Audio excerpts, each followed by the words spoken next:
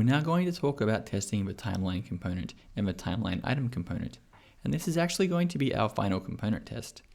The reason this is our final component test is we've actually got pretty good coverage around our components. We don't have one for sign-up form yet, or user form, but they are implicitly tested via the sign-up or sign-in form test.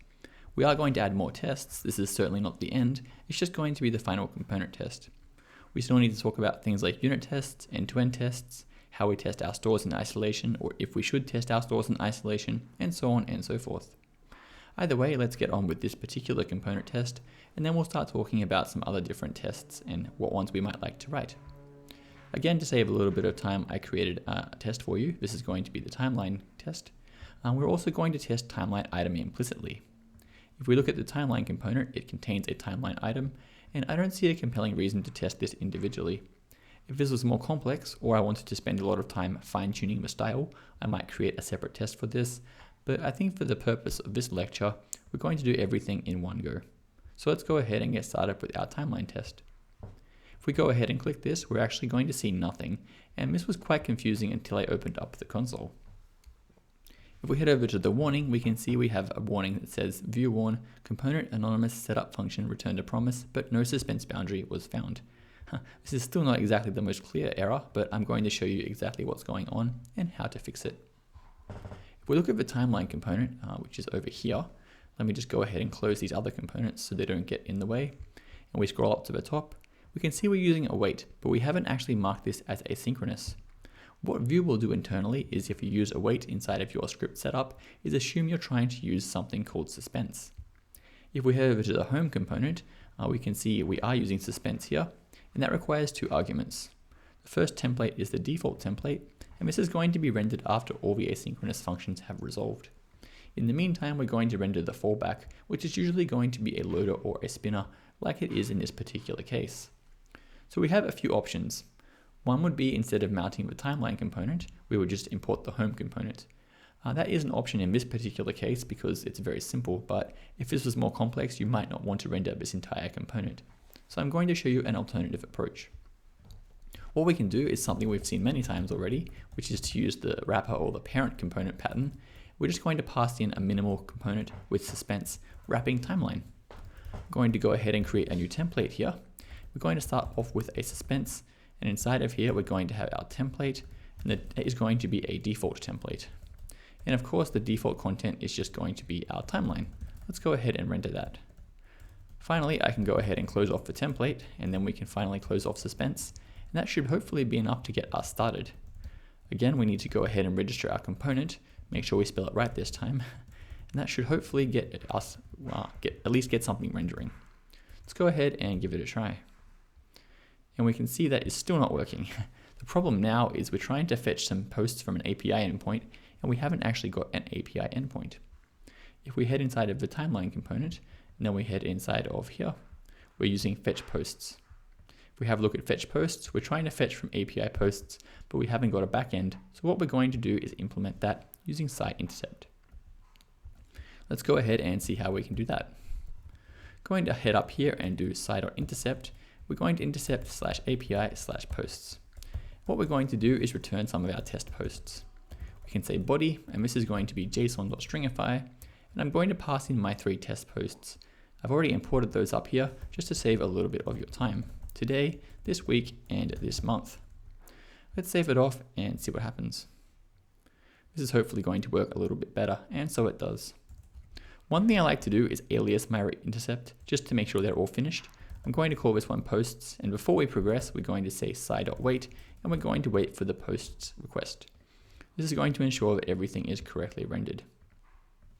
And you can see everything is working correctly. The next thing we're going to do is go ahead and write some assertions. When we change between the tabs, we are going to render different posts and change the title. The first thing I'm going to do is actually improve my accessibility a little bit. I need some way to assert against these posts, and I know off the top of my head I haven't got a good way to do that. What we're going to do is head inside of the timeline item, and I'm going to give this a role of link. I actually did this ahead of time just to save a bit of your time. I think this is going to be a better way to make it more accessible. Now that we have that, we're going to ensure to use the role link selector when we write our tests. The next thing we're going to do is simply assert that this post is correctly rendered. We're going to go ahead and create a few aliases. We're going to say sci.get on today, and then we're going to alias this one as today. It's going to refer to this tab up the top. The next thing we're going to do is alias this week, and that is going to be as this week. In fact, what I'm going to do is make sure I spell these correctly. It should be sci.contains, and that's going to correctly get the correct tab, and then alias today and this week. And we're also going to do one more, and that is going to be this month. Just going to make our tests a little bit more expressive and readable. We save this off, it is going to pass. We are going to make sure that request finishes, then we alias those three, and that is working correctly. The next thing we're going to do is make an assertion. I'm going to say sci.get role is equal to link. That's the one I showed you earlier. And then we're going to say should have length, and there should only be one right now because we're only rendering one post. If we save this one off, it is hopefully going to pass, and so it does. The next thing we're going to do is click on this week. So we can say sci.get. We're going to use our alias of this week, and then we're just going to say click. We should now be rendering 2 posts, and that is working correctly. Let's go ahead and update our assertion. We're going to again do the same thing with this month, and that's going to give us 3 posts. So let's go ahead and copy paste that one as well. Going to say this month, and now we should be rendering 3. Let's save it off. That is working correctly. There is one final assertion I'd like to add, and that's that the title is changing correctly as well. I am going to use the selected playgrounds to find out what this is called. It's going to be inside of message header. Again, not exactly the most accessible attribute. Let's go ahead and actually update that. If we head over to timeline and see where the message is rendered, here it is. I'm not actually sure what the correct title would be here. Let's see if we can figure it out. Role would be equal to perhaps article or banner. I actually have no idea what the correct one is. I'm probably going to ask someone more qualified than me. So what I'm going to do instead is just use the selector class for now. Definitely still learning about accessibility. Very interesting, but a lot more complex than I first thought it would be. Either way, we're going to go ahead and say that this contains posts for this month. If we save it off, it should be working correctly. And so it is. The final thing we're going to do, just for some completion, is say posts for this week here. And then we're going to say post for this month up here at the very top. That should be the default post for today. It says posts for this. Yep, everything is working correctly, which is really good to see. I actually want to go back and see what I was rendering, post for today. You can use the snapshot feature of Cypress, which is pretty nice as well, just to go back and see how things looked at the time. Also very useful for styling. If that's all working correctly and I'm fairly happy with the current behavior, and this brings us to the end of our component tests. There is going to be one final lecture, and that is going to be to improve the type safety around our mount command and add a custom Cypress mount command.